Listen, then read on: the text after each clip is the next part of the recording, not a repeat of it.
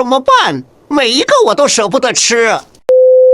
Hello， 宝子们，主包又来给大家表演做饭才艺了。最近你们有没有刷到笑脸娃娃蛋糕？一下子就勾起了俺的童年回忆。主包也要凑个热闹。以主包的厨艺，如果我能成功，那大家也一定可以。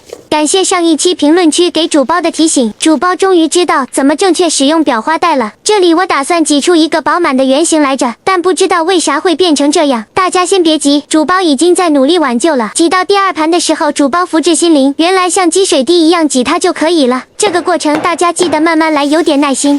接下来我们制作一下奶油馅，这里主包因为偷懒直接放的没融化的黄油，大家千万别学主包，就因为这一点的偷懒造成了后面持续的连锁反应。首先就是厨师机四处飞溅，打的黄油满天飞，害主包收拾了半天。Later， 馅料做好的同时，咱们的蛋糕也烤好了，挤上满满的奶油馅。到这里主包的第二个报应来了，不是主包怕金森，是这个奶油太难挤了，这感觉好像在给一头公牛挤奶。无奈之下，主包只能换种方式抹奶油。到这里主包才发现，原来黄油压根没被打融化。我说为啥挤不出来呢？这不妥妥的黄油血栓吗？Anyway， 虽然一波三折，但总算是取得初步成功了。就是怎么看着更像铜锣烧呢？到这里你离成功只差一步之遥了，朋友。隔水融化巧克力和椰子油，主包没有椰子油，用玉米油代替了。接下来就是形象改造时间，来欣赏一下主包的造型设计吧。此手别抖，这像中毒了一样。韩式刘海，表情包，表情包，还是表情包。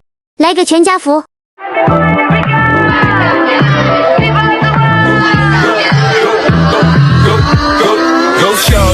It's your birthday. We gon' party like it's your birthday. We gon' sip a party like it's your birthday.